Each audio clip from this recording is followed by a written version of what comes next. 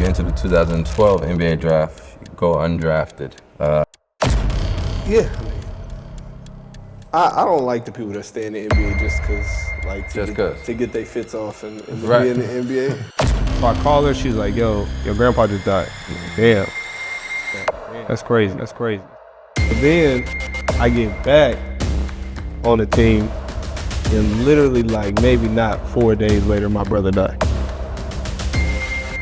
Who's the coach at that time? Gentry. Have somebody else do it. If I have a problem with you, I'm gonna say it to your face. Oh, he don't respect me. Like, nothing to do. I was drinking beer every night just at the house. Like, if you got something to say to somebody, say it to their face. 2024 MVP of EuroLeague, 2019 all-time scorer, Mr. No Discount on My Services. Absolutely. Mike James.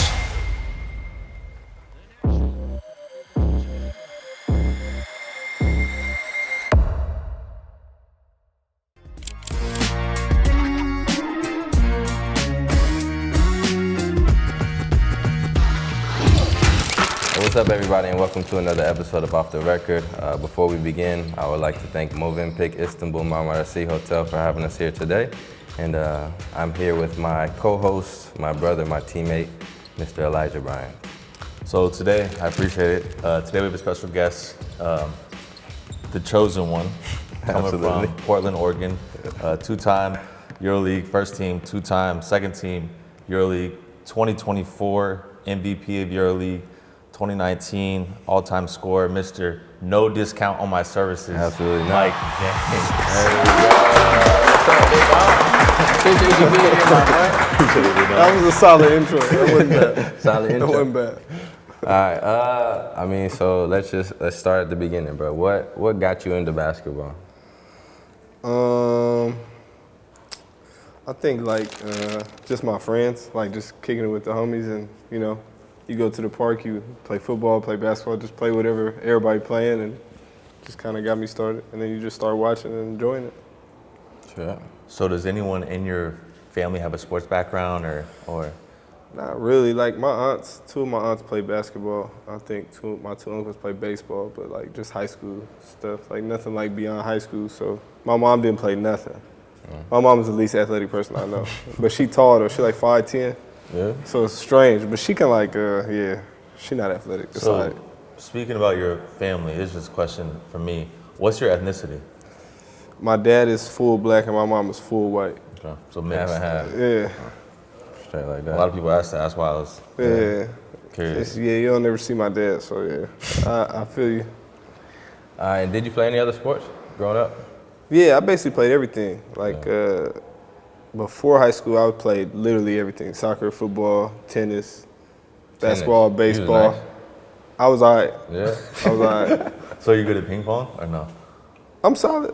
I'm solid. You're not gonna say you bad at anything though. You could do everything, huh? And Edwards. I'm good at everything. Yeah. Only thing I'm not good at is ice hockey, because I ain't ever tried it. But if I tried it, I might be all right. Yeah, for sure. So since high school, you kind of had a scoring ability and leadership skills. Is there a difference between Mike James on the court and Mike James off the court? Are you a leader on and off the court, or what's the difference? I think on the court, I don't really talk that much. Y'all played against me. I don't do a lot of talking. It's not like I'm talking shit to you, or my bad. I don't know if I can say that, but it's not like I'm talking shit to nobody or saying nothing bad. I just don't really talk. But I think off the court, around people that I'm cool with and comfortable with, I talk a lot more, and I kind of organize things and want to go do stuff and want to be outside a little bit. So I think, on the court, I'm just kind of just trying to hoop and just trying to get out, going about my day. And you're a very forward guy on social media. You like to voice your opinion often the time. He's matured though, he said. He's definitely matured. People would say you're controversial, especially on social media. Do you like to be that way, or you just speak your mind and you really don't care what the opinions of others are? It's crazy. I don't be thinking it's controversial. I just be thinking I'm talking, and people just take offense to it. I think that, in today, when you tweet something, people try to find an ulterior motive of what you're saying, and I'm really just saying what I tweeted. I don't have no other reasoning for what I'm saying, or nothing like underneath or some side thing going on. I'm just saying like, why is this or is it like that? Like, you know what I'm saying? No, fact. So people just Speaking like your kind mind. of, yeah, so people just kind of get mad about it and be like, oh, he must not like, no, it's Right. not what I said. I said I don't like waffles. I didn't say nothing about pancakes. Right. You know what I'm saying? I Like, feel you. Facts. I feel so, you. Facts. I don't know. So you played for Grant High School, correct? And you were one of the top players, number 3rd player in the state at the time, but were only getting recruited by Division III schools. Why was that? I'm gonna be honest, that's not true though. It's not true. So, I was like the number 3 player on my team, actually. We had a dude named Mike Mosier. I don't know if you know, he went to UCLA out of college. And another dude named Paul McCoy, who was like the number 5 player in PG in our class, or something like that. But I think that, first I didn't get recruited because I didn't go to school like that. You didn't like school. Nah, I don't do school like that. I hope my kids ain't watching this. But you yeah, I don't do school like said that. you said in the last interview that when you actually apply yourself, that you're good at it. So school's just boring, basically. I just didn't go. Like, Didn't even show up. yeah, that was part of my problem. Like everything I would turn in, like papers and like tests, I'd do good on sometimes. Like I'd be solid, but I just didn't go. So you can't give somebody a good grade that don't be at school. You know what I'm saying? So I just wasn't there. So, I mean, my truancy, what is that, truancy? Something like that. My truancy was bad. I had bad truancy. So you play at Grant High School, not going to classes, not going to school, so the grades is a little all over the place. Right? Yeah, I had bad grades. Then you're getting recruited to go to college. How was that route? Obviously, you ended up in a JUCO. So how would you say that route was, and do you think that helped you progress in your career and lead you to where you are today? It was interesting. I think I was getting recruited by like a wide range of people just because I think people seen that I could be good, but obviously you ain't got grades. Some people don't want to mess with you. And what's crazy is that the school that try to help me the most is University of Portland, and they are a private school. So like you need extra good grades to get in there. And I'm like, bro, I'm never getting in here. This is ridiculous. But I think that it was one of them situations where like certain places thought I was never gonna look there, so they didn't like talk to me like that. And then most places I didn't have grades to get into, so I kind of just like. One of my best friends was going to Eastern Arizona, and his coach came to come watch him play. He was like in town for a weekend, like he visited with him. Then he came to an open gym, and I was playing, and he gave me a scholarship like that. That's how I got my scholarship. That's how I went to college. Wow, that's impressive. So after you went to Eastern Arizona, you ended up going to Lamar, right? Do you remember how many field goals you took to break the record in the home arena? 35, maybe 34, 35. I don't know. We got the stats. Stat man. I'm pretty sure it was around 35, 18 2-pointers and something to break the record there. I think you ended up scoring 50 something. Yeah, I had a good day. I was in a good rhythm. That was one of them days. Well, like the end was bad. Like it was just me just trying to get the record. Right. But like the actual like serious gameplay, it was a good rhythm. It was good. So you weren't cherry picking? It was a good bump. True that. Nah, I don't do no cherry picking, man. You know, gotta guard your matchup. Gotta guard your matchup. So was Nigel cherry picking his 50 ball? Nigel's last like 12 or 15 was nasty. He was for sure going for it. His last 12 or 15 was He was at nasty. the house tight, like, come on, bro, what's going on? If you gonna get it. His last 12 or 15 was nasty. But I mean, you know, he got it, but he had to make the shots. But his last 12 or 15 was nasty, to be honest. I agree. Shane shouldn't have been in the game either. What you mean? But he had a whole nother quarter, right? He shouldn't have been in the game either. He was on the bench. Coach subbed him out. I was watching the game. He subbed him out, and then Shane was over there like, and then he put him back in. He shouldn't have been in the game either. But if he never took me out, though, I would have had over 50, though. You feel me? I don't know, bro. I mean, I got the offensive foul charge because I was thirsting for he it. was thirsty as fuck. I was thirsting for it. Then he subbed me out, talking about you need a break, you need a rest. I'm like, dog, I'm hot. When I get going, you gotta let me rock. But I mean, it's neither here or there at this moment. It is what it is. I never had 40. In Europe? Mm-mm. Every time I be in a good rhythm, my coach always take me out. Oh, that year, what game was it? You was going off in the first half and he sat you. You was in Cheska. I had a few games like that. I had like 27 or like 2.5 quarters Right. against Red Star, and I didn't play the last 15 minutes. I remember that. You didn't try to sub yourself back in or anything? Like He was just like, "You want to play?" I was like, "I don't really care." That was Etuda? Yeah. We'll And get then to after that, he was later. like, "You don't need to play," because I think it was a double week. That's what so really you- messed me up, because we had a game after that. So he was just like, "Yeah, you don't need to play." I feel that. So he just sat me. you go to Lamar, you enter the 2012 NBA draft, you go undrafted. What was your mindset in that period? Were you initially thinking about overseas, or were you thinking G League? What was the mindsets after that?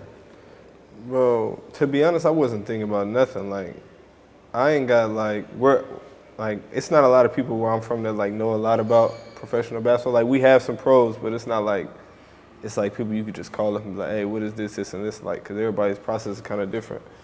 So I didn't really know where I fell in nothing. Like, I thought I was good enough to get drafted, but then like I didn't get no workouts. But then Zero workouts? Zero. Really? But then when a team came to watch somebody else work out at like our home workouts, and then when they left, they was like, "Yeah, you're gonna be on our draft board. If 3 people don't get drafted, then we're gonna draft you." And I was like, "All right." So that means like if somebody actually took a look at me, maybe I'd get drafted. Right. But then I didn't get no more workouts, so it was just like, all right. And then they kind of like, I think something was like they thought I wasn't athletic or something. They didn't do a lot of homework. film, No, yeah. no film. Wasn't a lot of film going on. So I mean, I wasn't really thinking about it like that. I was just trying to hope I could go play somewhere and I had to get a job. That's all. You know what I'm saying? Yeah. I wasn't really worried about. I wasn't thinking like, ooh, if I don't play here, I'm gonna be mad. It was like, all right, I hope I get a solid job so I ain't got to go get a real job. Facts. So you never thought in a million years you would end up in Croatia. Did you know where Croatia was on the map before you went there? You know, I didn't go to a lot of school. You know what I'm saying? I ain't go to a lot of school. Geography is definitely not a class I went to. Yeah. So, you know, I ain't know a lot about Europe. I knew like there was France and there was Spain and like Italy, but like I couldn't put them on the map. I probably can't put them on the map for you right now. I'm there with you. I can't for put the sure. 50 states on the map. Like, you I'm there know. with you for sure. So what were Hey, your Rob. first impressions of Europe when you got? I know you said in another interview that you were the only rookie on your team, or only American, right? So what was that experience like? I hated it, but I think now that looking back, I think I hated it because I just wasn't open to it. Like, you know, I went over there, there wasn't no Americans, I was closed off. I stayed in my house all day. Smart car. Smart car. Yeah. Didn't do nothing, didn't go nowhere. Only place I went to was like McDonald's in the mall to like see movies. That's one thing I did do. I went and seen a lot of movies, but I'm a big movie guy, so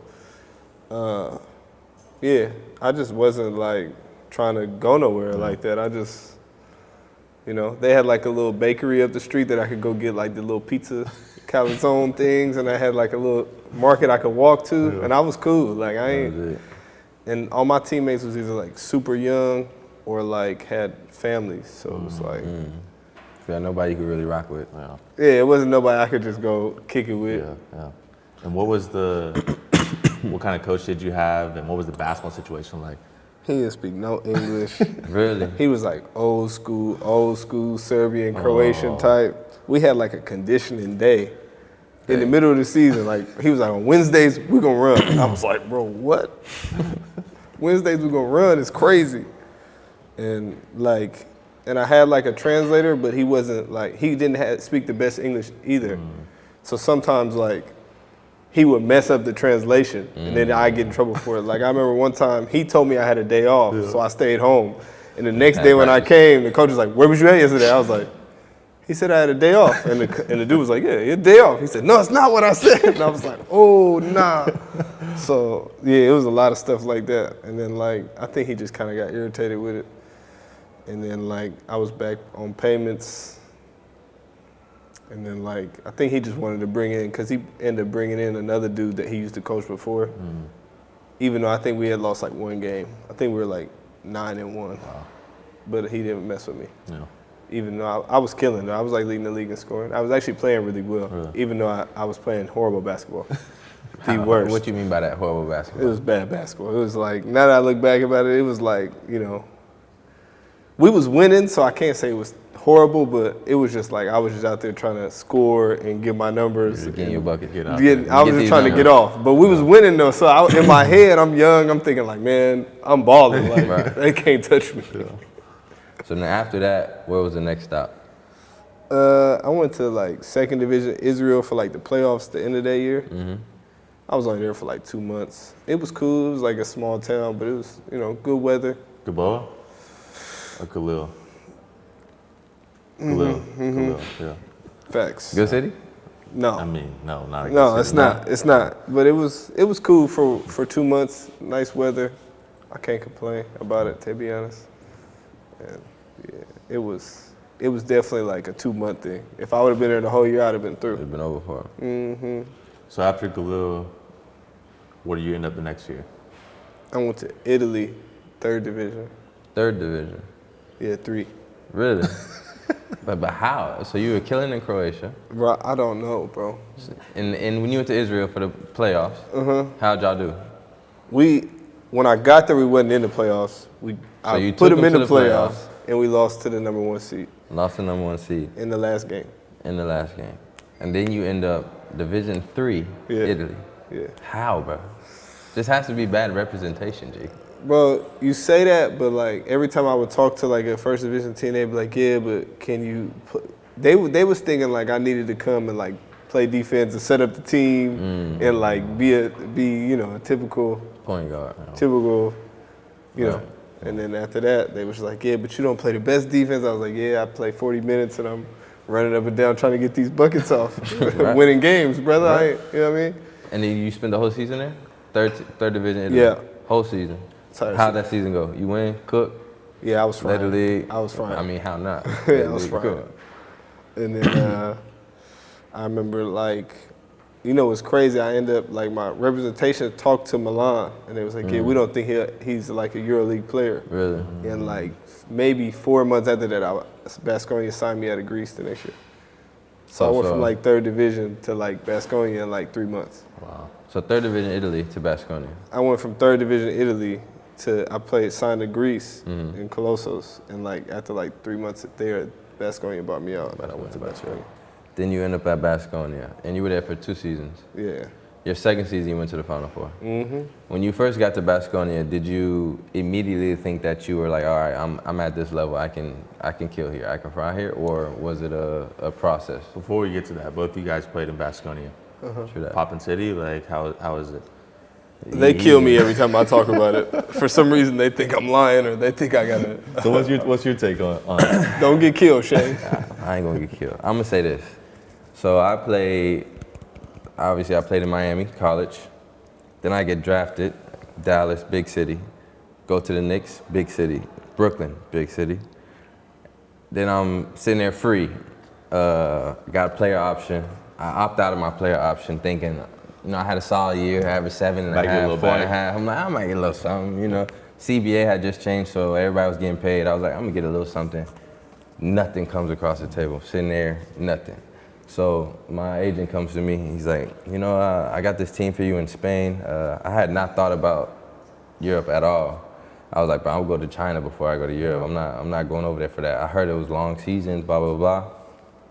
Then he says Baskonia, they were just in the Final Four. They had these guards they were killing, blah, blah, blah, talking about Mike, talking about Darius Adams. And then at the time, I had a girl too. And I was like, I'm gonna end up going overseas, blah, blah, blah. Ended up breaking it off with the girl because I was like, I'm going to Spain. Like, it's about to be popping. It's about to be jumping over there. I end up in Victoria Gasteiz, boy. I tell you what, great place to focus on basketball, but there's nothing in that city, bro. I'm sorry. It was a great experience.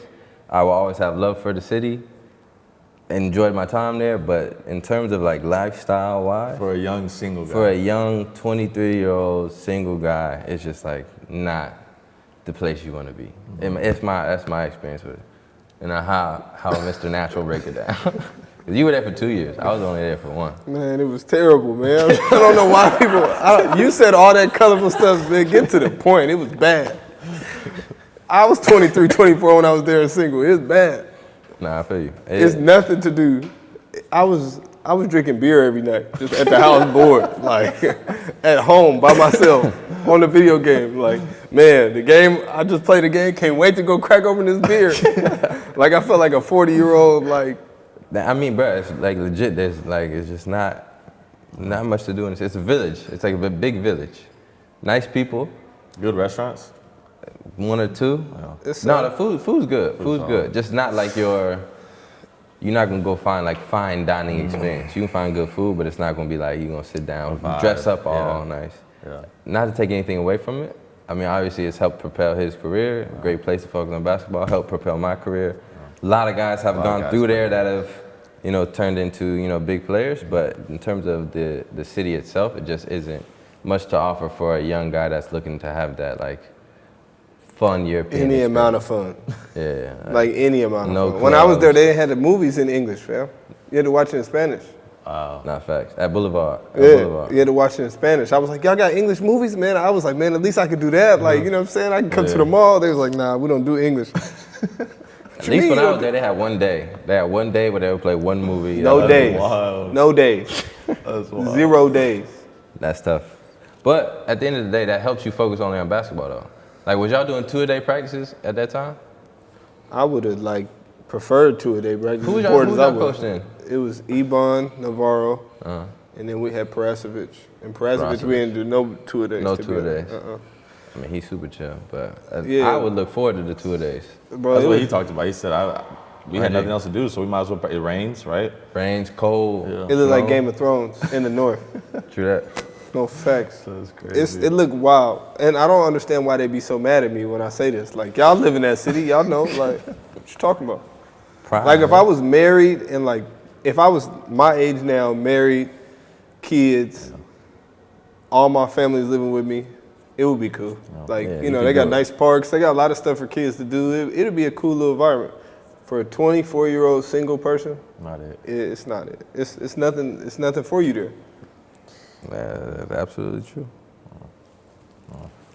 So y'all go on to make the Final Four in Baskonia. Who do y'all lose to? Finner? Or? We lost to Finner in overtime. That's not the year they won it, though. Nah, Who had that year?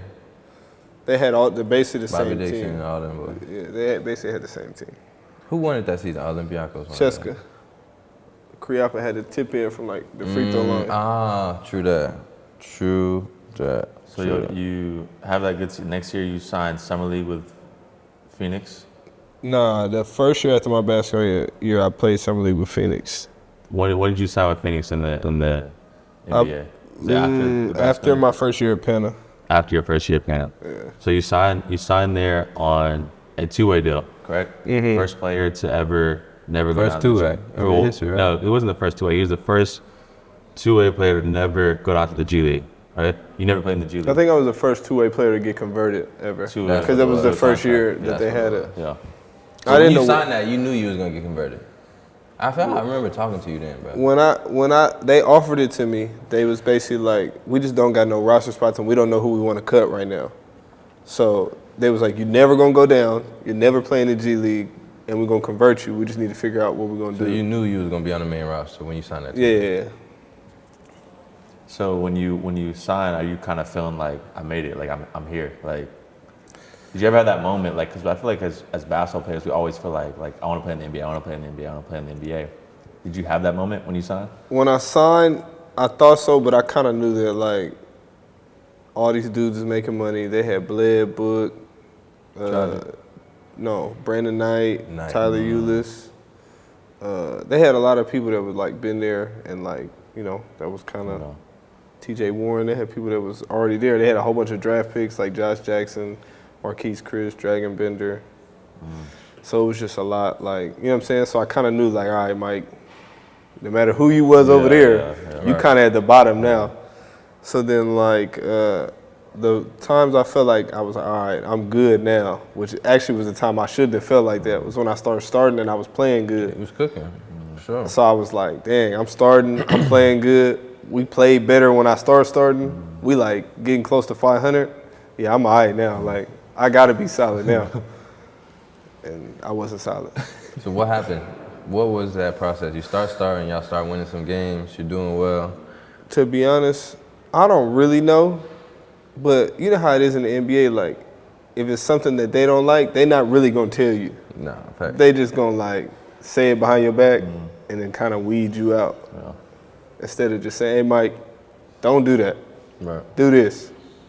And I'd be like, oh, okay, bet. You know what I'm saying? Yeah. But I think, like, in the NBA, I think people get, like, scared of what people going to say back to them or, like, nervous about it. So instead of having, like, real conversations, they just kind of – Brush under the rug. Yeah, like, they just kind of like, oh, I don't want to upset him or make him mad, so I'm going to just move it over there. And then next thing you know, they like, yeah, do you want to be traded? Do you want to be cut? Like, what you want? I'm like, damn, like, I don't know. I don't know what I want. Yeah. So you end up getting waived by Phoenix that year, right? And you signed another two-way with New Orleans. Yeah. And how was the situation in New Orleans? Because correct me if I'm wrong, you played there, but you went to a dinner with Drew, right? You can finish the story. The worst. New Orleans was so bad. New Orleans was bad. Not because I had amazing teammates. All of them was cool. I was cool with all of them. Cuz, AD, Drew, Tony Allen, Rondo, all of them was cool. All of them was my homeboys. And they made it hella cool for me because they like they felt like I should play, but, you know, I don't know. You know how the NBA is. Yeah. So before I got there, they was saying, like, you're going to play right when you get here. It'll be all right. It's cool. And I'm like, all right, bet. Like, we'll figure it out. So I had to fly to New York to meet them on the road. I get in at night, sleep, wake up, say what's up to everybody, I go to the New York, the Madison Square Garden for my physical. They do a quick physical. They're like, all right, you good. They said I was going to play right away when I got there. That's literally what the GM told me on the phone. This is what you told me. You didn't have to tell me that. Like, I don't know nothing, so I'm warming up like I'm finna play. I sat on the bench the entire game and watched AD put on the show, by the way. But sat on the bench the entire game. He even looked my way. And I'm just like, all right. Who was the coach at that time? Gentry. That's the one that Tony Allen said he don't like. I don't like him either. I hope he see this. Why don't you like him? I don't like him because I feel like, I don't know what was going on with him, but, like, they told me I was going to play when I got there. And I went, like, 4 straight games without playing. And I played one game and was having, like, a cool game. I was having, like, in, like, 5-6 minutes, I had, like, probably, like, 4 and, like, 5 assists or something like that, or, like, 2 and, like, 5 assists, 0 and 4 assists. Either way, I was impacting some shit. Yeah. And I thought I was tripping because when I got subbed out, one of the assistant coaches was like, he just getting his rhythm. And I was like, oh, man, that's what you was here.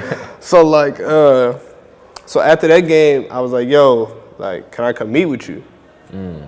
So I'm just, you know, like, can we have a talk? Like, let me just see what's going on. You just tell me what's up.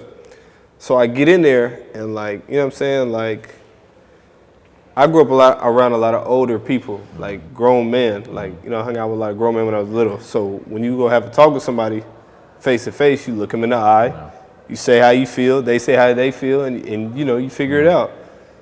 So when I sat down, he got his TV on, he kind of looking at me, looking at the TV. And so, like, I'm thinking in my head, like, oh, he don't respect me. Right. Like, but you're not taking it serious. Not taking it serious. He don't take me serious as like a human. Yeah. So now I'm thinking, like, now I'm starting to revert. I'm like, hold on, like, maybe I need to, like, grab bro and make him lock in. Like, you know what I'm saying? Like, if you don't respect me, if you don't think I'm that good as a basketball player, you know, you could just tell me that, and then we'll, you know what I'm saying? Then I can just accept that. But, like, we sat down and trying to have a conversation. You watching whatever the hell you bass fishing or whatever the fuck you got going on. So it's like, all right, so you don't really respect me as a person. Yeah. Like, even if you don't respect me as a person, you could at least look me in my face and be like, Mike, like, the GM brought you in. I didn't really want you here. I don't think you should play. Right. And I would have been like, bet. And I'd have got my ass up, walked out, and got ready for the game. Yeah. You know what I'm saying? Like, I would have just, you know what I mean? At least I know what it is. But you just kind of, you know, So he didn't even give you no real reasons. Bro, I don't even remember what he said because I was so mad at that. Right. I was so not locked in on the conversation. Like, like, you know, I'm respectful to older black males trying to, you know what I'm saying? But you know what I'm saying? Like, I wanted to, like, what is wrong with you, bro? Like, we having a conversation with you watching TV, like, turn around here for 2 seconds. You give me 3 minutes, so you just, and that's what I'm saying. You could just say, hey, bro, like, I don't think you're going to play. You're not that good. All right. And I'd just be like, bet. And I'd have walked out. But you would respect him more if he did that, for sure. Bro, you could have said anything to me. All I want to know is, yo, when I came here, y'all said I was going to play. I ain't played. Why? You just said, I don't want to play you. Bet. Then I'd have walked out. Yeah. But you doing,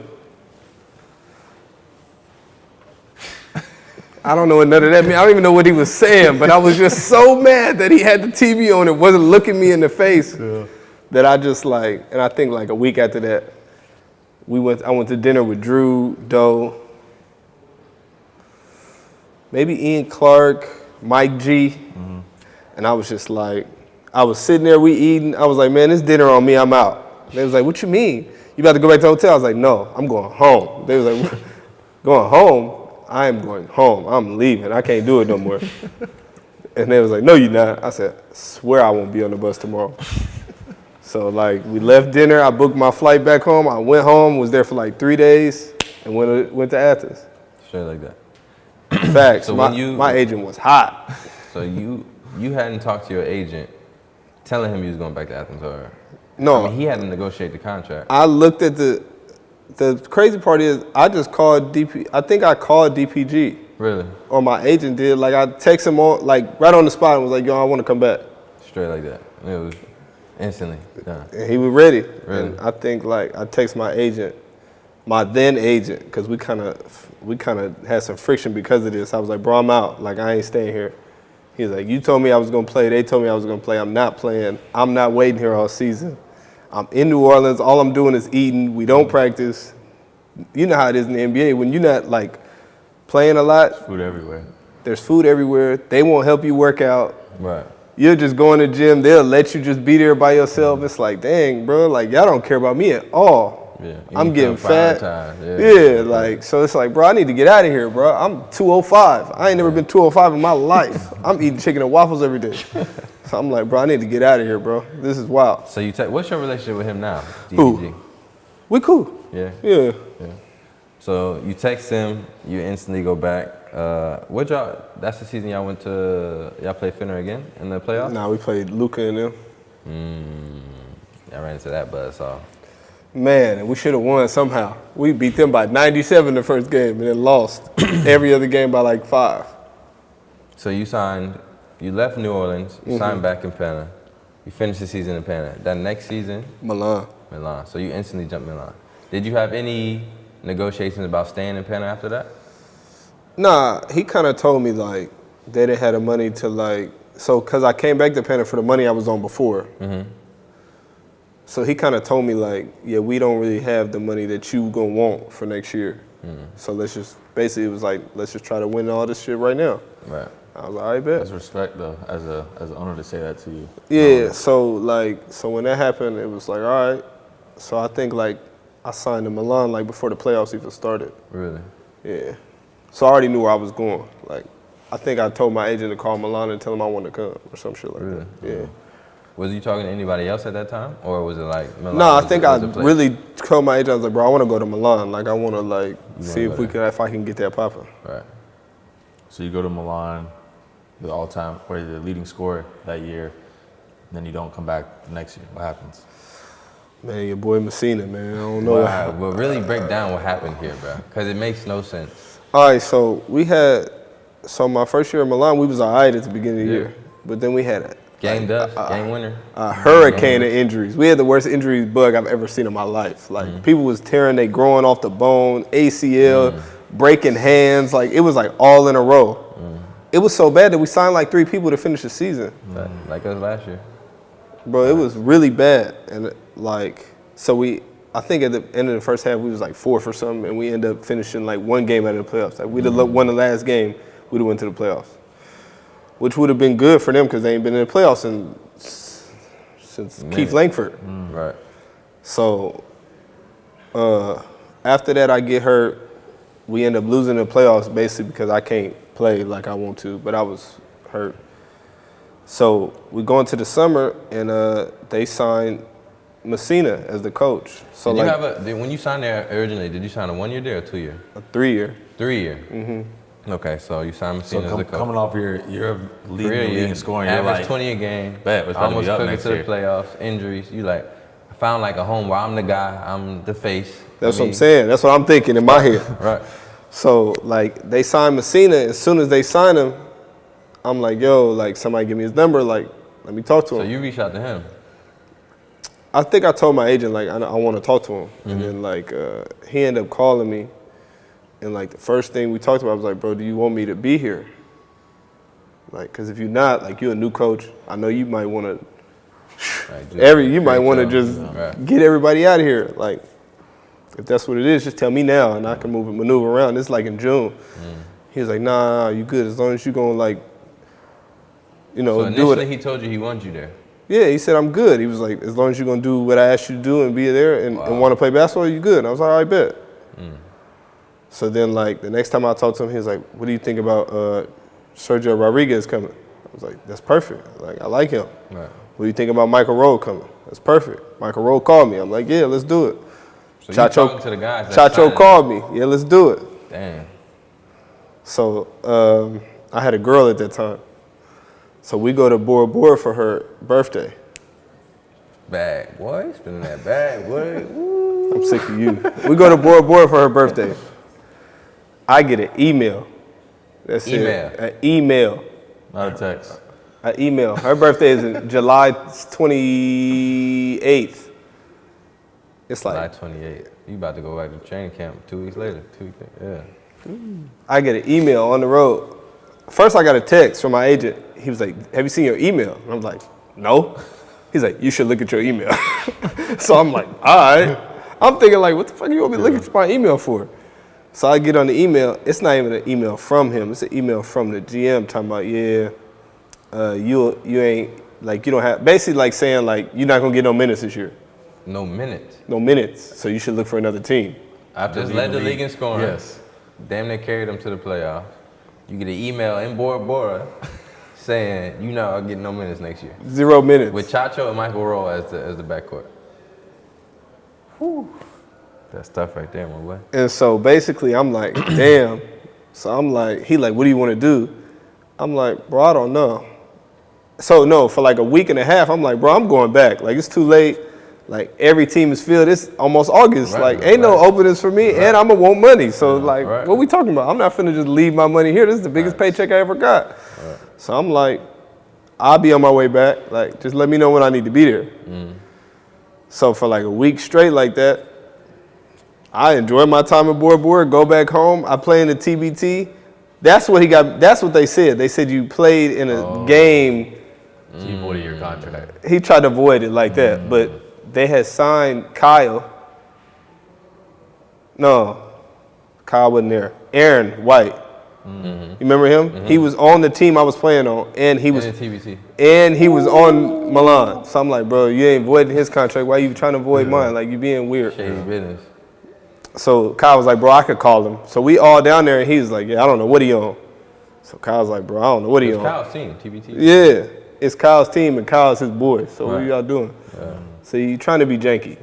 So after that, Kyle was like, so what you think about coming to Cheska? So Kyle called Messina, and then like an hour later, was like, what you think about coming to Cheska? I was like, bro, I don't know, like if Tudor's gonna like me, like he normally don't like guards like me, and like I don't know what I'm doing over here, so I don't know. He was like, well, I'm gonna have him call you. I said, all right. So they Tudor's called you? Called me like 3 days later. He's like, so Mike, if you want to come here, like, why didn't you just call me? I was like, bro, I didn't think that was like an option. Like, am I just supposed to pick up the phone and call coaches? Like, I don't think that's what you're supposed to do. He was like, you can, like, it's good. So we had a talk, and he was like, well, why don't you just figure your situation out, and we're gonna come up with some money, and we'll send it to you. I was like, I bet. So I figured my situation out. It took however long it took. Got done. 2 days later, I signed at Cheska, and I went there. So there was no, after you got that email, there was no more conversations with Messina? I won't talk to him now. Now? I won't even look at him right in the face right now. So you enjoy what's going on over there right now? Yeah. I don't want to speak badly on nobody, bro. But like I said, you know, I come from the old school, man. I hang out with a lot of adults, man. If you got something to say to somebody, say it to their face. Don't say it behind me. Don't have somebody else do it. If I have a problem with you, I'm gonna say it to your face. Every teammate I ever had, every coach I ever had, they're gonna say, yeah, Mike, that's how Mike really act. That's how you gonna do it. If I have a problem with you, I'm gonna say it to you. I don't. What is all this backwards behind you talking about me behind sending text messages to people? That's corny. You're not an adult. You got to be a man first. If you're a man, be a man. Say it to my face. I feel that. It ain't got to be like an argument. It ain't got to be like, we ain't got to get into a fight or nothing like that. It's just, hey, bro. Like, what's you, up? you got to, he could have just said, hey, Mike, I don't think, like, we going to mesh well. Like, I don't think, I'm not confident about this. Like, I would feel better if you just found another team. And if he just said that in June, I wouldn't have asked for no money. I'd just be like, all right, bet. And I would have left. Right. But since you said it damn near August, now we got a problem. Mm-hmm. And you didn't say it. And you emailed me. And you emailed him. He didn't email him.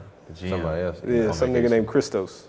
So you had that one conversation with him on the phone and then no Bro, I had 2 interaction conversations with him on the phone. 2. When you said you was good? Yeah, and then one and I remember it because I was at Drew Holiday's house. That's the only reason I remember it, because I was on the phone and Drew said what's up to him and got out the way. That's right. And that conversation went well too, or? It was cool. Like, that was more about something else. But that's why, yeah, I don't really rock with bro. Wish him good luck though, and good health. So is that extra motivation whenever you play Milan to cook them? No way. No? Don't worry about them, man. All right, so you end up leaving Milan, you sign in CSKA. 2-year deal? 3-year deal? I signed a 1 year. 1 year. First year, is that COVID year? Mm-hmm. COVID year. So first year, everything's cooking, y'all doing well. I have to say that since I've been in EuroLeague, me, you, and Mirotic that year, that's the best I've ever seen 3 people play for an extended period of time. Everybody was cooking that year. That was a crazy.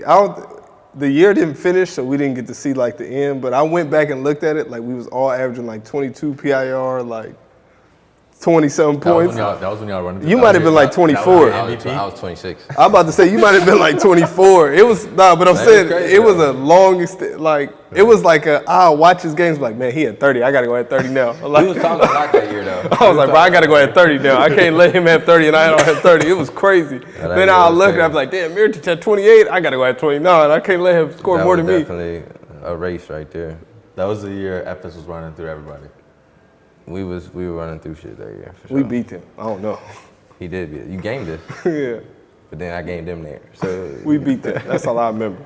True that. But now that year was definitely that year was hella fun. But yeah, CSKA, man. So CSKA first year, then COVID happens. Then you come back. You just had a great year, leading team in scoring, assists. It seems as though everything is fine. Everything's going well. Next season happens. And then some stuff starts getting a little shaky. What happened? What Let me be specific though. What happened? You were playing the game, your stomach hurt or something like that. Tudis asked you to go in. That was like the aftermath. That was way later. Something happened before this. Yeah, I got suspended before that. So, like, I just had a rough month, man. Like, I think it was in January. Like, we played Baskonia. We lost our first game in like 2 months because we were amazing that year. We had like a super team, to be honest. Our team was created.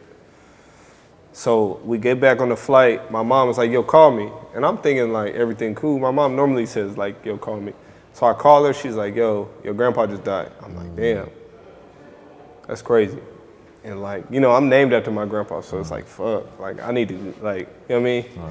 So we had a day off the next day. And then I go in to meet. And I told it to this, and he's like, yo, like, the first thing he said to me was like, you can go home if you want to, like, whenever you want to. But if it's up to me, like, we have a break in February, and you can go home then. And when was it? When did this happen? happen? Like January 3rd, 4th. Okay. And he said, it's a break in February, you can go home. First of all, when he said break in February, I'm like, well, that's far as hell. Like, what the fuck February? What February gonna do for me? Right. But at the time, like, my grandpa just died. I'm not trying to have a big conversation. I'm just like, all right, bet. All I really heard was you could go home in February or you can go home whenever you want. So we had a game like that next Thursday maybe, and I'm like, all right, the funeral is, I think the funeral was like that Sunday. So I'm like, bet, got a game Thursday, I'm gonna go home Friday, and I'm gonna be home nigga for a week. Yeah. Right. And just kick it at the house with my fam. So I sent it to the ticket lady, and she's like, okay, I'm gonna get it done. But then I don't hear from her for like 2 days. So I'm like confused, and it's like Wednesday, Tuesday, something like that. And then the GM coming to me, he's like, hey, heard you wanted to go home. I was like, yeah. Coach said I can go home whenever I want. He was like, yeah, but he said if you go home on Friday, you got to come back on Tuesday to play in the game on Friday because you need 2 days of practice. I was like, no, he said you got to come back on Monday because you need 2 days, Tuesday, Wednesday. Yeah, 2 or 3 days of practice or some shit. I'm like, bro, if I go home on Friday, Ain't no way I'm getting home. I'm gonna get home Saturday, then I gotta come back on Monday. That means I gotta leave Sunday. Yeah. That means I'm gonna get like 36 hours at the house. Like that's not a lot of math. That's a long flight from Moscow to Portland to just come back for 36 hours. He's like, yeah, but if you want to play in a game, I was like, bro, I don't care about playing in that game. Like, I'm not even thinking about a game. I don't care about that game at all. Yeah, right. So like, I ended up playing in the game I was supposed to play in, which was the Barcelona game, and I got hurt. So then I'm thinking like that made it worse, to be honest. I'm not gonna like, play anyway. I was like, bro, I got a thigh contusion. Like I could play in the game, but I'm like, bro, I'm hurt. I'm not practicing, and I don't even want to be here. Yeah. Right. So then like, My mind's not here right now. yeah, I'm not here. So then we play in the Fenner game, and the whole Fenner game, I'm just out of it. And he ended up saying something to me, and I'm just like, I just looked at him like, bro, what? So like that happened, and then like we after the game, like I'm out of it. I get right in the locker room, shower quick, put on my clothes and leave before he come in there. And like Toko and Will beeline outside with me, and they're like, nah, don't leave. And I'm like, bro, I need to get out of here. Like I'm not in the right state of mind to be around y'all right now. Like whatever I'm gonna say is gonna be crazy. Like let me just go home. I'll take the little fine for leaving. And we'll just move on like that. But then the president came outside. He's like, Mike, just come back inside for me. Relax, like you good, yada, yada, yada. And I'm just steaming, like I'm hot. Like, because, you know, I'm not really thinking about basketball. Exactly. So, like, I go back inside. I'm chilling. And he come in, say some kind of iffy stuff that I didn't really like. And I just exploded. I'm like, yeah. Walk out. So they was like, and then at the end I was like, and I'm not coming back to practice tomorrow either because my funeral is tomorrow and I'm gonna watch that shit online. And just walked out. So came in there, watched the funeral online, they suspend me. All right. So I get suspended for like a week and a half. So you ain't even end up going home? No. Oh, wow. And I'm suspended now. That's So crazy. you could have been home. Yeah. That's crazy. So then I get back on the team, and literally like maybe not 4 days later, my brother died. So now I'm really out of it. I'm like, bro, I am going home. Like, don't talk to me, don't ask me nothing, I'm going home. So I goes home, I'm at home, they signed Ife Lundberg, so I'm just like, it's cooked for me. It gotta be cooked. Like, it gotta be over. And like, I already had the thing with Messina, so I'm thinking like, yeah, I might be just done. Like, it might just be over for me at this point. Like, cause you know what I'm saying? Like, it's back to back. They ain't never gonna believe the players' fault or nothing. It ain't really nobody's fault. It's just, you know what I'm saying? I wouldn't say they prioritize mental health over here in terms of what the player's feeling. After that, ask your question. So what do you think? Let him finish. Finish. So I came back, Ife there. It's cool. We all together. And then like, it just wasn't the same after that. Like anything he had to say, like I just wasn't with. Yeah. You know what I mean? Like we always had a cool relationship, and we actually do have a cool relationship now. So I don't want to say nothing bad about it too, just because we cool now, and like he actually did have a talk with me as a man. You know, I like that stuff. That's the theme of this whole thing. So you know what I'm saying? So like at that period, right after that, I just didn't respect him. So anything he was saying, it was just like, man, shut up. You know what I'm saying? Like when you lose respect for somebody, it's hard to have a relationship with them. And so like, I remember I came to the gym that game, and like I had something wrong with my stomach. They had gave me a whole bunch of medicine, like, and it wasn't really working. I didn't warm up. I didn't do nothing. I just came out and played in the game, and I started the game awful. Yeah. And it was just like, You weren't there mentally. Yeah. And I don't really know if it had anything to do with that. It just, I wasn't feeling right. And so he subbed me out. So no, I went to the back to get the little, the little drink they be giving you for your stomach. He was like, why you do that? And I was like, I don't know, bro. Like, you know what I'm saying? Like, bro, my stomach hurting, you yelling, I'm playing bad. Like, I don't know, bro. And then he was like, if your stomach hurts, then go to the back. And I was like, all right. So I went to the back, and then the president came back. He was like, yeah, he said you can't be on the team no more. I was like, that, straight like that. I was like, all right. So then, like, I waited in Moscow for like a week and a half because they didn't know what they wanted to do. The president wanted to keep me on the thing just in case, like, you know, I could be back next year. So he let me go home, but he was like, and I asked him if I could just sign with an NBA team just because, you know, I ain't finna play, and like the difference in the money, y'all can just pay the difference. Yeah. So I went home and then, you know, ended up signing with Brooklyn. And you played well during the playoffs. Man, the CSKA thing actually ended up coming to bite me back in that. Because you were under contract still. Yeah, it actually ended up coming to bite me in the ass because, like, yeah, some other stuff happened. So I eventually had to get out of that shit too. But it was too much money just to leave out there. So. True that. So, Ben Simmons. So what do you, with Ben, what's going on with Ben Simmons, do you think in Europe they prioritize mental health? I don't really know what's going on with Ben Simmons. So I can't speak on Ben. You know what I mean? I don't know what he got going on or like how his mental state is or what. Like, I know what they say, but I don't know him personally to like know what's going on with him. But I think that mentally basketball is important. Like, if you don't got like the mindset that you can go into a game and like perform or like you feel confident or like you ain't got it, you ain't gonna have it. Like, it's just how it goes. Like, that year I was at CSKA, I was playing amazing. That was probably one of my best seasons ever. I think it's my best season ever. But I didn't have it after that. I didn't have it that game. I didn't have nothing that game. I played awful. You know what I'm saying? I have been playing well all season. So it don't really, if your mental just ain't on straight, you can't really do nothing. You can't have no type of job. You can't integrate with nobody. It's just. Right. So, Jessica, you end up getting kicked off the team for some reasons that are now out there. You go to Brooklyn. You end up having a great end of that season in Brooklyn. You, Kyrie, KD, you have one of the best highlights in NBA history. Off the backboard? Off the backboard, you know what I'm saying? How are you thinking at that time? What is your mindset? Are you thinking like, all right, you know, I'm glad to be here right now playing in the NBA, getting real minutes, real playoff minutes, real opportunity. I'm gonna end up back in Europe next year? Or are you thinking like, I might just found me a home? First I thought we was gonna win the championship. That's that's for sure. Step on that line. KD's foot. Well, I was on the sideline looking like size. What you? Size 17. I ain't gonna lie to you. Oh yeah, you was there. I was only with I ain't gonna lie. KD was killing. But the thing is, what he was doing to them. I was on the other side with PJ. They're like, yeah, let PJ. I'm like, bro, he's giving them 40, 50 every game. What do you mean? In triple doubles, it was crazy what he was doing. Cooking. But like, I think that I thought we was gonna win a championship.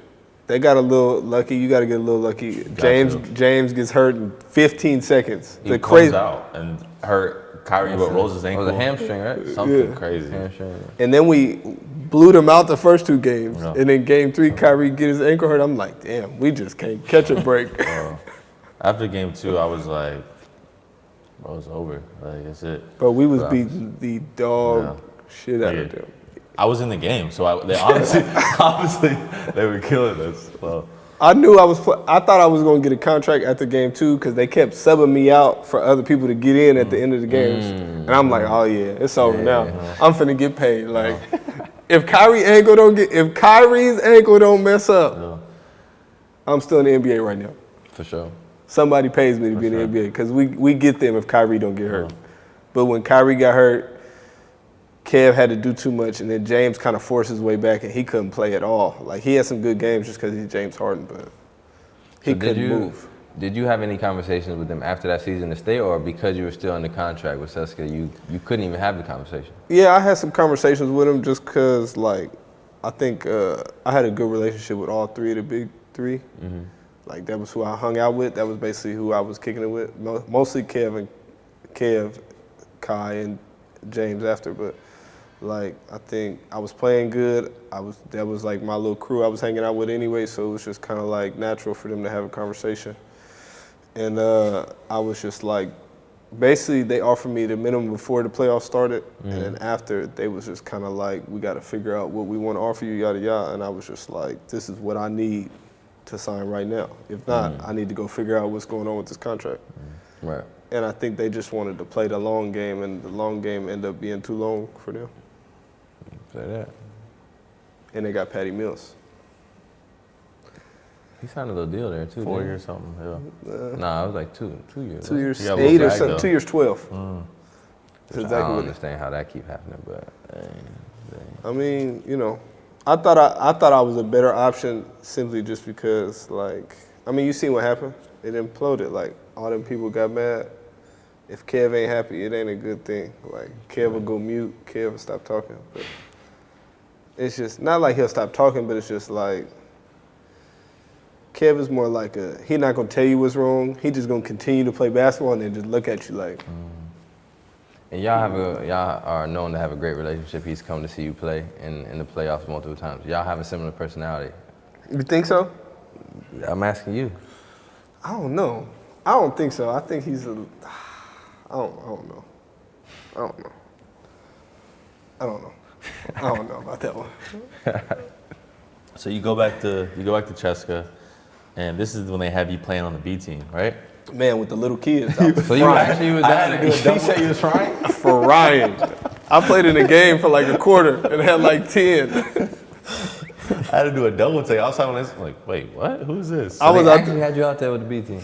I played like, I mean, the coach was real cool though. Like, the coach was real cool. He was just like, yeah, like, basically he was like, I gotta have you here because if I don't have you here, I'm gonna be in trouble. Right. So just be here.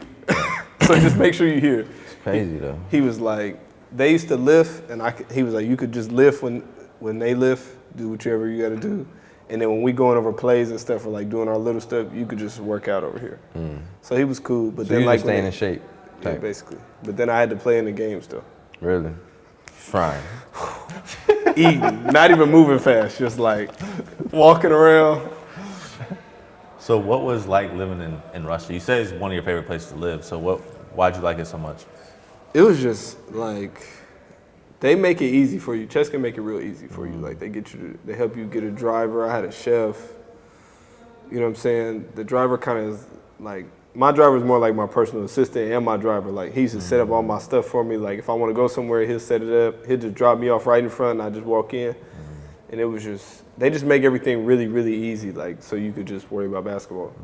So you say CSKA was a top-notch organization over Yeah, there, one of the best. Best for you've sure. been at. For sure. Yeah? Yeah, I would go back if that was like a thing. Do you think they're going to get back? I don't know. I hope so, just because I think they're good for Europe, just because they got money. They're a great organization. They well ran. They got good people over there. So I hope they get back, but I don't know what that looks like. That's a little bit above what I mean, considering my intelligence level. It's above mine as well, but like considering what's going on with Maccabi and their current situation, you know, I don't condone anything that's going on. I hope everything, I want peace for everybody, but a similar situation happened with CSKA, who's also a shareholder in EuroLeague, and they're not able to maintain their status in the competition. So it's a little kind of controversial, if you ask me, as to how they're handling those situations. But I think that obviously I'm not locked in enough to know enough about each situation, so I'm not gonna, you know, people would get mad at me, and you know, people love get mad at me. But I just think that it's a little bit difficult because I think that like, yeah, I remember like Zalgiris having like a specific, like, I'm not going to play Russian teams. Yeah. You know what I'm saying? I won't even play them if it's somewhere else.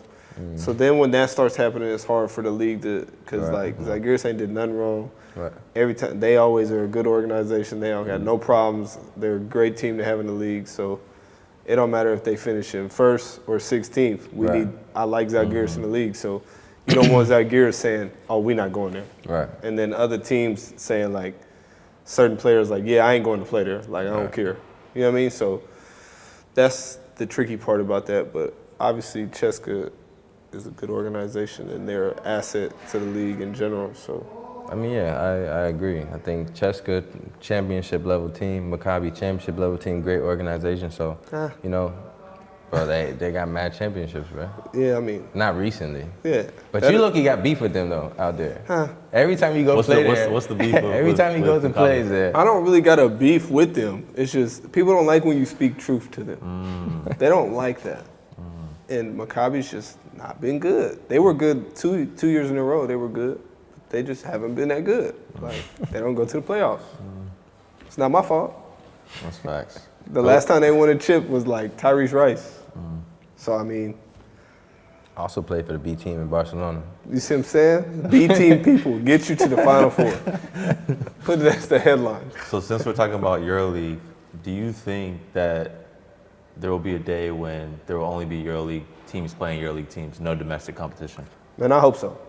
I ain't gonna be around, but I hope so. It'll just be a better brand. You can like market it better. More people. So you think that would be good for the league? Clearly. For sure. And do you think that would, not convince, because I don't think people need to be convinced to come play over here now, but I think more people would be more open to the idea of playing in Europe if now you're only playing your league teams, you're only traveling to big cities, and same kind of situation that's in the NBA now you have in Europe, just big cities, big teams.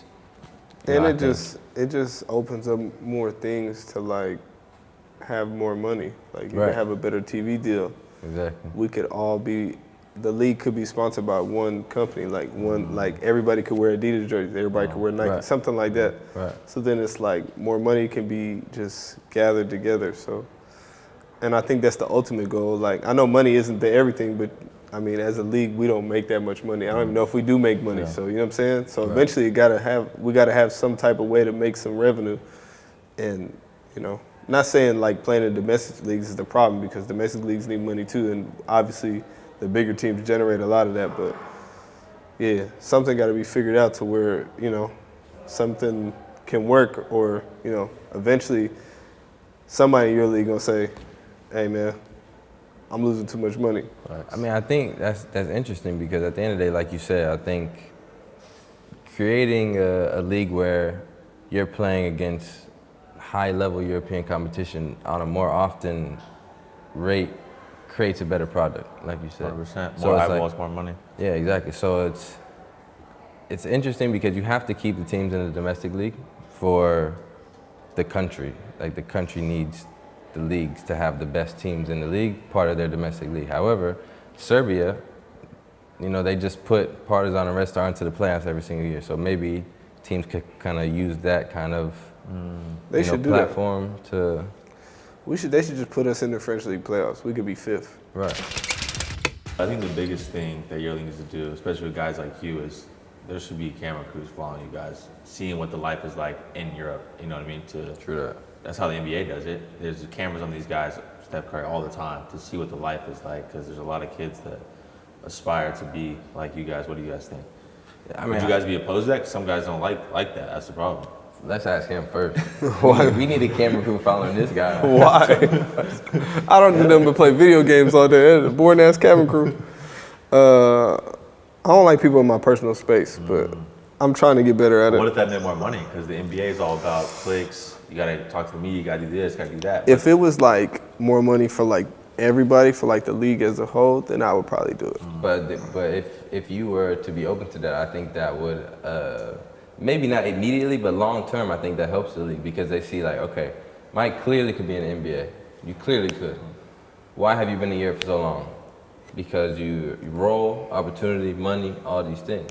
So at the end of the day, what is it that keeps Mike staying in Europe? What is his lifestyle like that makes him stay over there and making the money that he's making in the lifestyle that he's living? All-time leading scorer, superstar player, Adidas deal in Europe. Like, why is that the thing? So if somebody was able to look at that and say, maybe that's better than, trying to, there's a lot of guys in the NBA I think that are just trying to hang on, like, just for the clout. Like, I'm an NBA guy. Like, but come on. There's 450 NBA players. You're better than 250 of them. You know what I'm saying? So it's like, I feel the same way. Like, I feel like if I wanted to be over there, I could be over there. However, role, situation, lifestyle, the reasons that you like to be in a place like Europe and be the face of a franchise, be responsible, have the responsibility at the end of the game to shoot the shots. I think you prefer that as opposed to, being like another one of the guys. You know what I'm saying? Yeah, I mean, I don't like the people that stay in the NBA just because, like, to get their fits off and to be in the NBA. Right. That stuff bothers me. I think it comes down to two things, and this is what, like, I've had this conversation with Jordan this year, Stanley this year. When guys come over here for the first time, I'm a hooper. I like to hoop. I'm a basketball player. I like to play basketball. You're not a cheerleader. I'm not a cheerleader. I'm not gonna hand you water. I'm not gonna wave this flag, this towel. That's what I don't like. Every time I talk to an NBA team, like, yeah, but how will he act on the bench? I'm gonna be chilling, bro. Yeah, like, I'm not gonna be in the game. I'm gonna get some claps off. Right. In the NBA, the one thing I do like is you can stand. I stand. I'm a stander, so I'd rather stand. But Yeah. So like. But I'm not finna be there like jumping up and down, running on the court, doing jumping jacks and all this silly shit. Right. But That's at the end of the day, I That's think just not what I got in my arsenal. you're a hooper. You like to hoop. I want to go hoop. brother. You want to hoop. You love to play basketball. I love to play basketball. You love to play basketball. I'm not gonna go sit there and watch a guy I think I'm better than play against when you another score, guy you that I gotta think I'm cheer, better but than. now you're and be like, good job, bro. And I gotta throw my flag in the You know what I'm saying? And if you don't, you're a bad teammate. Like, that's crazy to me, bro. That's crazy. Yeah, you a bad locker room guy. You a bad Bad teammate. locker room presence. He's not good for the team atmosphere, blah, blah, blah. But I like the hoop, brother. I don't know. I mean, everybody look at it different. I think that, like, I don't know. That's just what people like. That's just what they like. You got to give the people what they like. But you see how all these guys now are even talking about, like, on their podcasts, they're saying that a lot of guys in the NBA don't love basketball. You see it. They say it all the time. They're in the other stuff. They just there. Just because they could be there. That's actually my point about the NBA. There's so many people in the NBA that don't really care about hooping. Exactly. Care about everything else but hooping. That's my point. Yeah. So, like, why is that better for the Your product. NBA than somebody who want to hoop? Because like you said, they're 18, 6'7", and can jump. True that. You I did say that. I said something like that, but I got killed for that by everybody. They was like, "Oh no, that's not true." Okay, so shifting away from the NBA and kind of back to EuroLeague, who are your favorites this year for the Final Four? Monaco, man. I don't know. I don't know. I think that I guess you got to say Pana because they won last year.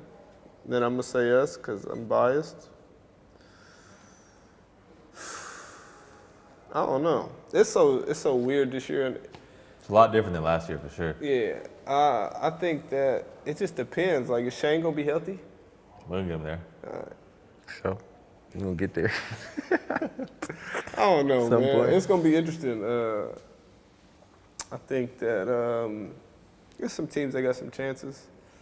I think getting to the Final Four ain't as big as people make it seem to be. Like, it's all about who you play in the playoffs.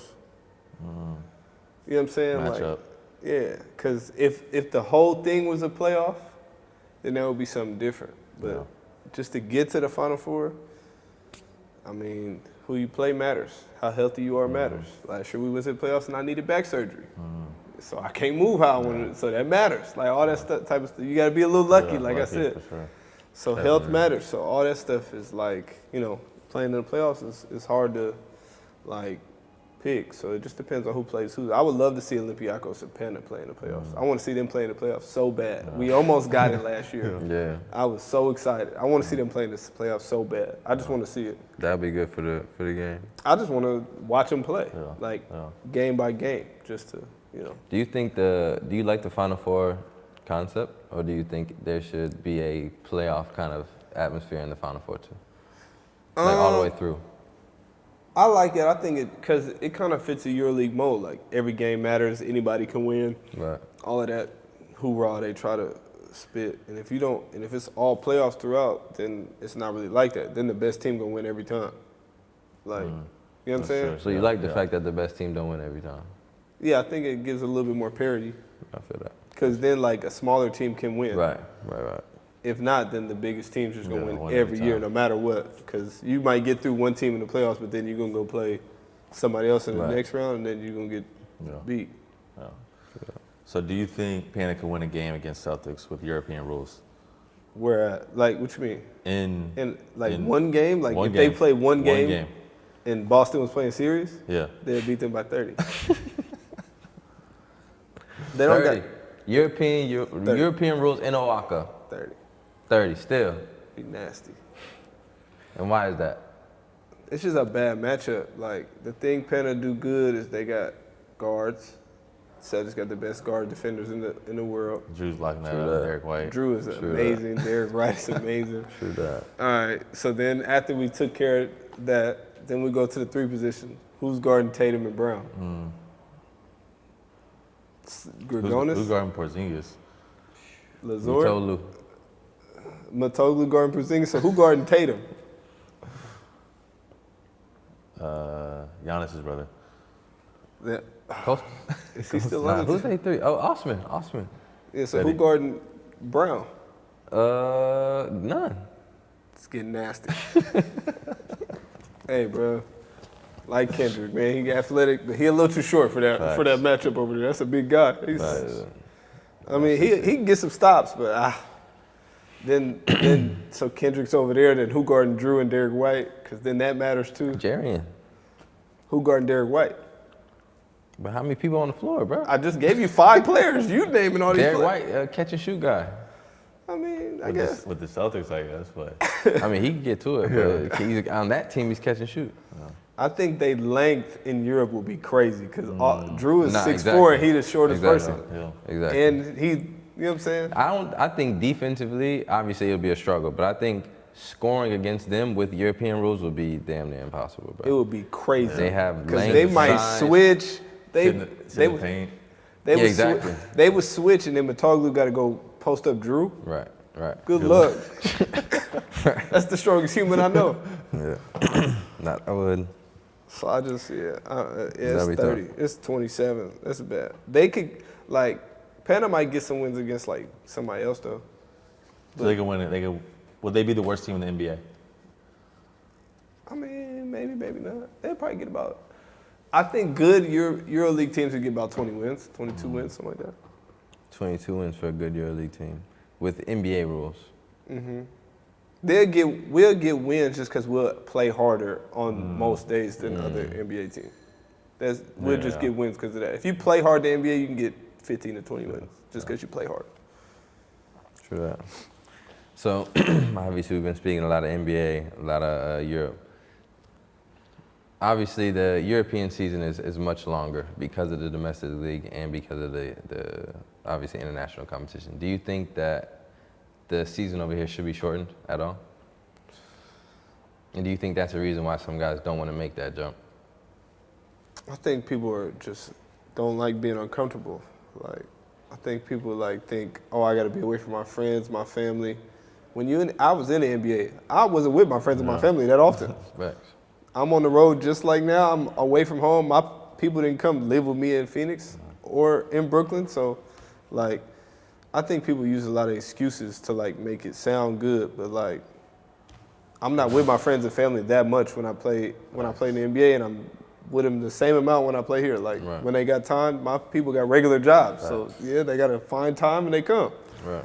So I think people just don't like being uncomfortable. They don't like new situations. It's easy to go play for Denver, Minnesota, whoever the team may be, just throwing out a regular team than saying, oh, I'm going to go to Istanbul and play. Right. It's just, then you got to be uncomfortable. And then when people are uncomfortable, then, you know what I'm saying, you got people who've been top 100 all their life coming and playing in a place where they're uncomfortable. They don't, you know what I'm saying?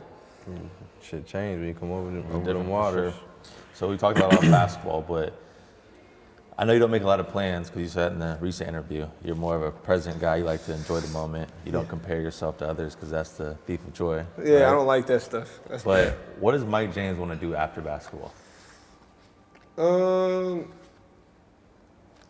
mean, I got right now basically all I do in my free time is play video games, work on my foundation, and work on my AAU stuff, my AAU. You recently just started the AAU team. Uh-huh. Is this the first year of it? Mm-hmm. Is that something that you want to continue years into the I hope the future? so. You know how I had to renegotiate it into my new Adidas contract that I hope to sign again, and just trying to give kids an opportunity not to have to pay for stuff and still be able to go out on the circuit and get all the whole experience. Just because when I was coming up, my mom could pay for it, but she couldn't pay for it. You know what I'm saying? It's kind of, you know what I'm saying? So, not trying to, put that on other people, because I know I had a better situation than some other people have now and have had. So, like, I have a blessing to be able to give back to let kids not have to pay and be able to play and be able to get free Adidas stuff and be able to have fun. So, just try to. So basically, your team's gonna be on the Adidas circuit, and you taking care of everything. Try out. That's what's up, bro. Might be the first EuroLeague guy with a team on the circuit. For sure. I have no idea. Mike James Elite, is that what it's called? Had tryouts about 2 weeks ago, 3 weeks ago. What's wrong with you, bro? So you're gonna be coaching, or are you just gonna be? True that. You gonna be on that sideline? After I retire, I might Yeah? get some coaching in, but right now I'm not coaching. This is a dude named Michael Lee. He from where I'm from. He went to Kansas for 4 years and played. He coached in some colleges. He was he coached for the Warriors G League team for a little bit. So now he's from Portland. He, was gracious enough to give his time to the organization and just trying to build and see my vision. So, we're just trying to build. We got one team right now, a 14U team, and hopefully in a couple of years we can get even more and more. And they're based out of Portland? Mm-hmm. All Portland kids? All Portland kids. All Portland a couple kids. people from the outskirts, but you know how it go. Portland adjacent. I feel that. So obviously, all-time leading scorer in EuroLeague history, most points ever scored. Who do you think, if there is anybody that has a chance to go and get that record, who do you think that is, and how do you feel about that? Will you play until it's so far out of reach that nobody can go get it, or how you feel about all that? I'm hoping they don't change the format for a while, so by the time I'm Add extra games. Yeah, if they add extra games, then that'll give people more chances. But I hope they don't do that for 15 years. So I'm good and retired and gone. And you know how like Bron broke Kareem record, he don't care no more. Kareem is just you know what I'm saying? Yeah, you got it. Yeah, you got it now. I was there for forever. So yeah, I don't know who got a chance. I thought Marcus Howard was gonna gun his way into it, but he's slowing down a little bit. And he don't look like the type that want to stay in Europe too long. But he did sign an extension with Baskonia, so I don't know. 4 years. But I don't know. I hope nobody get close. I hope everybody just. And if anybody does get close, you gonna show up to the game? If somebody get close, what is it? 4,500? 4,500 points? Yeah, and counting. And counting. So you'll end up. You got 3 years, 4 more years. So you'll end up around 6,500. Let's call it. Probably. Yeah. Okay, so you'll be around 6,500 points. So if somebody's at 6,485. And they averaging about 20 a game, is you gonna show up to the game and support the passing of the torch? And he plays for Milan. And he plays for Milan. I think that if EuroLeague pay for it, I'll come. If EuroLeague pay for it. Yeah, I ain't finna pay to come see somebody break my record, but if EuroLeague pay for it, I'll pull up. Yeah, I bet that. I ain't got a problem with passing stuff on. It'll be dope. I'll talk a little shit. Say. That is true though. If they do change the record, the format, that would be tricky if they gave more games. But all right, so now we're gonna go to a short answer, kind of quick fire, rapid questions, just one word answers, quick, more multiple words, but I'm terrible at these, but let's do it. Let's get to it, brother. all right. So first thing you do when you wake up, Check my phone. check your phone. Bet. Do you have any hidden talents outside of basketball? Hidden? Nah, I'm good at everything though, but hidden. Besides ice hockey? I'm hidden. It ain't really hidden. I'm just good at everything. Everything sports related. I'm nice at. Everything's personal. So you can't sing, no musical. No, I was learning how to play the piano last year, but I stopped. I wasn't consistent enough. If you could pick one superpower, what would it be? You a big superhero guy. Big It's a good superhero question, to be honest. guy. A lot of superhero guy. and I be overthinking stuff. So and I've thought about this before. So sometimes I be thinking flight, but then if you ain't got the skin that you gonna be cold when you fly. You know what I'm saying? So not flight. Not flight. Then the same thing if you was super fast, you'll burn up. If you ain't got this, you gotta have one superhero thing, one ability. Maybe like the heal, like Wolverine, the healing thing. Maybe like the healing thing. The healing thing would be fire. I would never get sick and shit. That'd be fire. Immortal type shit. Immortal. He's not immortal though, but he died. Oh, they did. He did die. Logan. How he died though? I forgot. He died on some. He died to the plot. He tried to. The plot killed him, but he died and a whole bunch of stuff. But I think healing would probably be a fire one. All right, so healing. Okay, so if you could invite 3 people from history to dinner, who would they be, dead or alive? Prince. Okay. Tupac. Okay.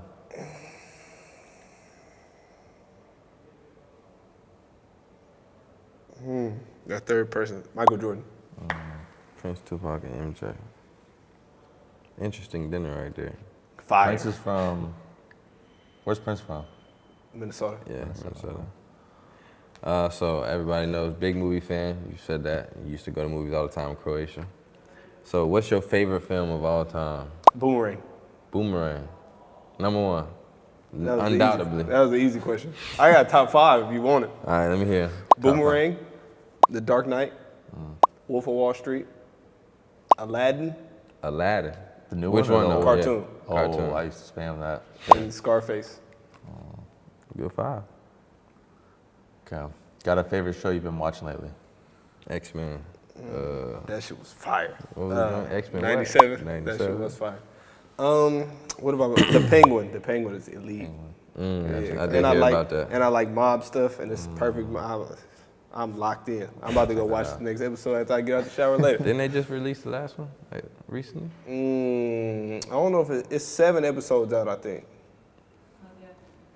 I think they just released. They said the last episode was like an hour, 8 minutes, like the longest I episode. hope it come out because I'm locked in. Whenever it come out, I'm locked. All right. Do you watch basketball in your spare time? And what do you watch? What do you enjoy watching more, NBA or EuroLeague? I watch basketball. I watch sports all day, basically. And what do I like watching more? Well, NBA just be coming on late. True that. But I like watching the replays of just my homeboys. Like I watch the Suns. I try to watch Boston, but they don't be letting Drew do nothing, so I stopped kind of watching. I just kind of check his stats now. So which one you enjoy watching more, NBA or EuroLeague? What's a better brand of basketball?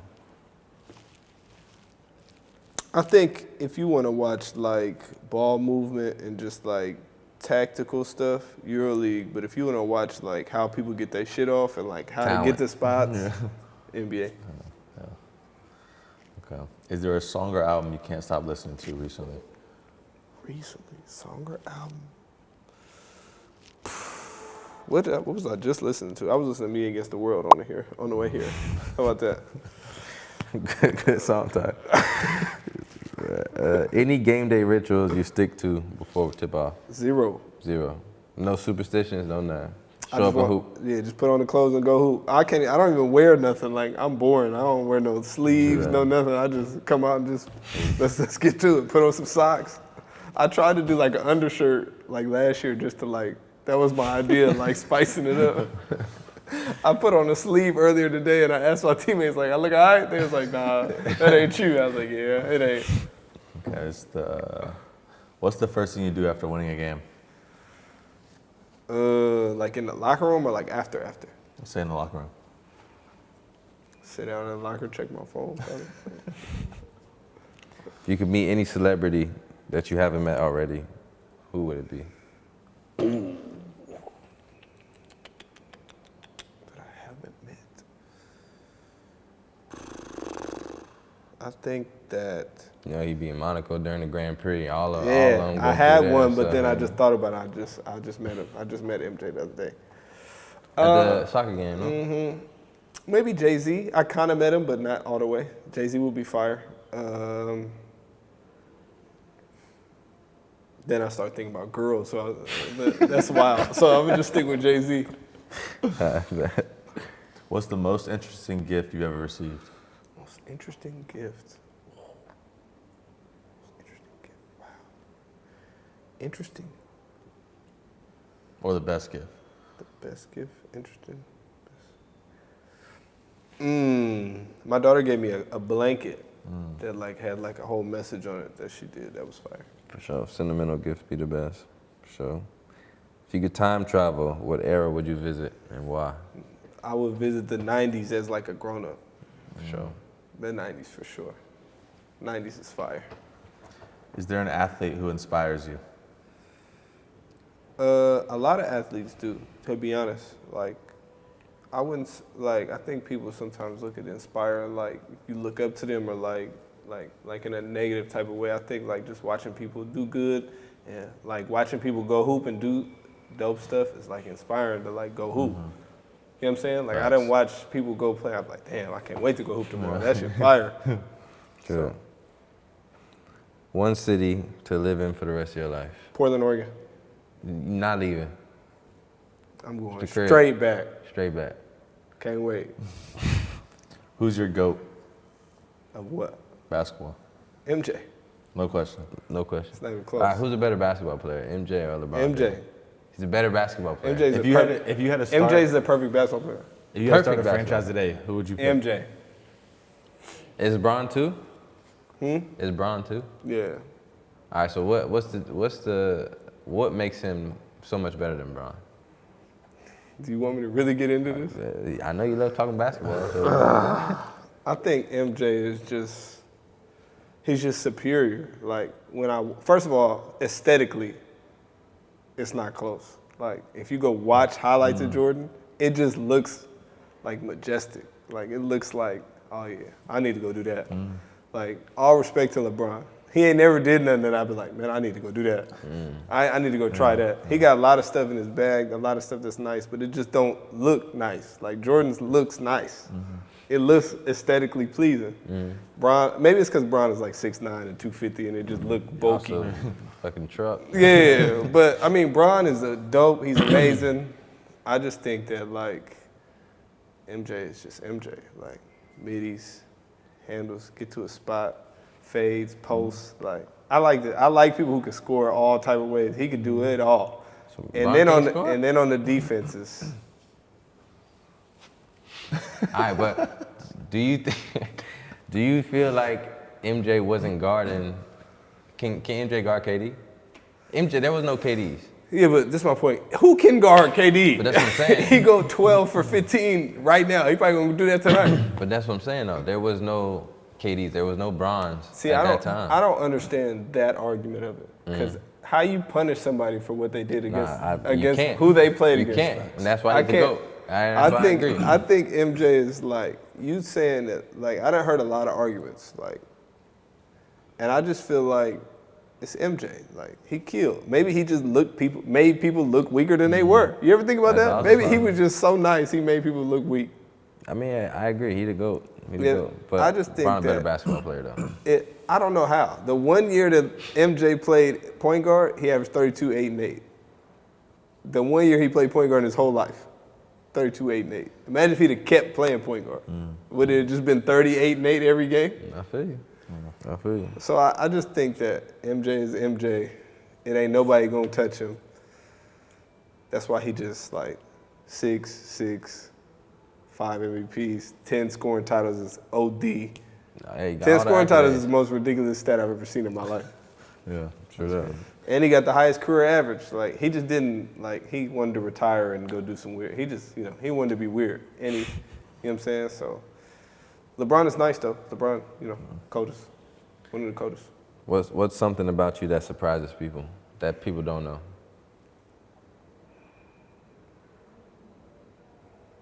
I think maybe just my taste in, like, movies, music, everything. Like, I'm just kind of, like, I got a wide range of stuff that I like, and I think that, maybe that's surprising to some people, because I look stone-faced half the time.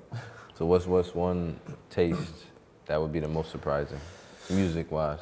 That would be the most surprising? Yeah, what's something that you listen to that people wouldn't expect you to listen You to? listen to country? Sometimes. I call country white R&B. That's what I call it. That's basically white R&B. It's basically white R&B. Let me put it this way. We do the lifting in the mornings with the team. One day I played like Teddy Pendergrass, Marvin Gaye over the speaker. And like today I was playing like Usher and like Tyrese and like Joe and like, you know what I'm saying? That's I just, you know, I kind of I just be everywhere, man. I don't know. And then like movies, I watch everything from like comedy, action, horror, anime, rom-com. Everything. I watch everything. I watch anything. I don't care. If you wrote a book called The Mike James Rules, what would the first rule be? No discounts on my services, man. Fact. It'll just be, it's just the best one. That's good. Because you can, the reason why I love that quote so much is you can apply it to just anything. Like, it don't got to be necessarily just to work. It could be to your relationship. Like, you know what I'm saying? Don't give up too much of yourself for not enough back.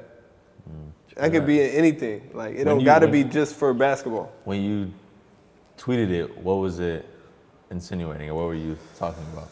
I think it was just a lot of stuff going around about my contract, and I just kind of tweeted it. But I had been saying it, like if you're in a, like, that's the perfect analogy I have for you. Like, if you're in a relationship and you feel like you're giving more than you getting back, that's a discount on what you got going on your service. Like, you giving up too much for what's going on. Facts. So I just feel like that's a perfect way to hold yourself at any time. Like, no discounts on my services. Like, I need to get adequate amount for what I'm giving in every situation. Well, what year is this for you in your league? 11. 11 year league year. 11, I think. All right. So in your 11 years, which players have you enjoyed going up against the most head-to-head, and who's the most overrated, most underrated player that you've overrated is crazy. We're on your podcast. I say you. It's fun. It's always fun. I think people enjoy it. People like watching it, and you know, I think people want to see us guard each other. They want to see us play each other, and I think we make it not interesting because we actually don't have no like bad blood or like get into it ever. I think we don't make it interesting at all, but I think that's fun. I like playing against basically guards, just any guards that's kind of like similar to me, basically. Wade is fun just because it's a different dynamic because he's a little bit more athletic. Anybody that kind of makes me think, kind of makes me like. None? See, I haven't played against none enough to know if I really like it. Like, and he don't really guard me. Grant guards me. True that. So I would say that Grant is kind of like the one I got to manipulate. Yeah. You know what I'm saying? So you're actually kind of fun too, actually. Well, what's your, when you're going against me when I'm guarding you, what are you thinking? You're a little bit bigger than me, so bigger people I have to like plan out things a little bit more. Like with him, I gotta watch get my dribble away from him because he's trying to he's trying to swipe and he's trying to get his hands. Yeah. But then you kind of bigger, so I can dribble closer, but then I have to create more space at the end. See, my thing when I'm guarding you is that I have to make sure I get out of your landing space because you jump so high. I do jump high. I'm trying to I just think that the different navigations for different people you go against, different teams guard me different ways, different double teams, different people help from different sides.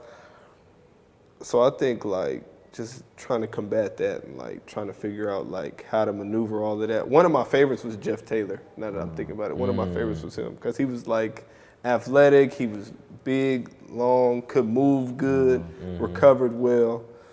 I think he was a really good one too. To be honest, he was one of the ones I had to and he had Tavares back there, so it was all. You can go past him. Yeah, so it was hard to get around him because he used to have good angles. He was really good at it. I'm trying to think of someone else. I don't know. 11 years. It don't got to be current, but most overrated, most underrated guy. 11 years. It don't got to be current. It Overrated just gotta be somebody. And underrated. Underrated. I'm gonna start with underrated because at least that's not. Maybe I don't have an underrated. Underrated. Chris Singleton. Absolutely. Absolutely. Chris Singleton. I think that what he did in Europe don't get talked about enough. He was one of our leading scorers in Pana. Did everything. He played pick and rolls for us, and then went here. Took a lesser role and just became a dude that was defensive, switch, do all the things. Every little thing. But if you needed him to go get you some buckets. He could go get you some buckets. He could go get you some buckets. 26, Game 5 against Madrid. Chris Singleton's nice. Nice. Super nice. Super. Overrated. This is the money shot right here. That's terrible that you put me on the spot. Did you ask everybody this question or is this just me? Man, everybody gets the question. Do everybody answer it? Of course. What is somebody else said? Can't give you that information, brother. Anybody said me? Nah. Overrated is crazy. Overrated is a crazy one. Do you have somebody in mind? No, I don't have anybody in mind. I know you do. I already know yours. Sure. I know his for sure. Sure. I know his current right now. I'm not gonna say Absolutely. it. I know exactly who his is. Unless I'm in that seat. You can ask me when I'm in that seat. But, Would you say that? No, I'm man. serious. If we would switch, would you say that answer? Depending on the podcast, yeah. Off the record, yeah, I'm saying that on that one. I told you on the phone yesterday. I know exactly who it is. You've been saying it for like 5 years. Overrated. I can tell you who I used to think was overrated. That's fine. And I'm going to tell you why I thought that, and now I don't think he is anymore. So it's current. He still play, yeah. Okay. I got to explain. Like, so put the whole explanation in the thing. Hey, it's going to be there. All right. Scotty. Scotty Wilbekin. I used to think he was overrated when he was at Dar Safika or whatever. Get well soon, Scotty. And then when he went to Maccabi, like I just felt like he was overrated. Like people just put him up I felt like people would just put him in a higher in that tier. in the highest tier possible. And I just didn't feel like he was there. Not that I think he's weak, because I actually think he's good. But I think now he's not overrated, because I don't think people put him in the highest tier now. I think people put him in the second tier, and I think that's perfectly fine. I think he's probably there, and I think he's earned that, to be honest. He's played well in big games. He played well against us in the playoffs. He can really shoot. So, yeah, and I think, the more he played, the more you play and the more you play well, the more you prove. So I think a lot of the reasons why some people may get that tab or put in certain tiers is fan bases too, though. Like, he went to Maccabi after a great year in Dashka, and I think Maccabi fans just boosted him to where they wanted him to be. Man, I remember one year they had him, I don't know, them damn ratings that people, God damn it. Them damn ratings got me. Maybe the ratings got me because they had him rated higher than me, and I was so bad. Yeah, exactly. I was like 18. I was like, bro, there's no way I should ever be lower than But that's fan. I think that's fan. Like, no disrespect to anybody, bro. But like realistically, Kostas Sloukas is an unbelievable player. Final Four MVP, won multiple championships, one of the winningest players in EuroLeague history. One of the ratings this year had him as the second best player in EuroLeague. Come on, bro. Like, You're not messing with it. Number 2, he's a great player. I'm not taking anything away from him. I competed against him. He was in Finner, played against him many times, played against him Final Four, everywhere. But come on, G. The second best player in the league. You just won EuroLeague MVP. I was 3. You were 3. You're second in scoring. What are we doing here? The ratings, they get more clicks though. They got bigger fan base. That's what I'm saying. I think a lot of that goes into it. Bigger clubs, bigger fan bases. That's what goes into it. I'm gonna be honest, and this is probably what people came here for. I just don't think at this point in my life, in my career, that you could put somebody individually and say that, oh yeah, he's better than me. Right. What have you not individually. done? Like, now if you want to say like, he ain't won enough, like if he ain't won enough. If you want to say that and like put somebody above me because of that, all right. But if you're gonna say like, oh yeah, he's a better basketball player than you, it's only a few people I'm hearing you out on, and if it ain't them people, then I'm just not hearing you. Like I can't see it in my mind, because like he can't go right, he can't go left, he can't finish right or left, he can't shoot threes, he can't shoot middies, he can't post up, he don't guard his matchup, like he can't pass. Like there's so many things that I feel like I bring to the table on a daily basis. Like when I come to your city, it's a planned like. If he scores too much, we doubling him. Mm-hmm. First half, second half, first quarter, first 5 minutes, it don't matter. If he get the wrong matchup, send a double already. Mm-hmm. And I just have watched too many people play games and not see no doubles, and they got 26. Mm-hmm. If I had 26 in the game, there's a double. Right. There's a trap off the pick and roll, and then if I get an ISO, it's a double. So, like, you can't say that like somebody else is above me and they don't see that same type of attention. True that. It's not like I'm on a bottom team. I'm on a team that most people think that for sure everybody think we're going to the playoffs.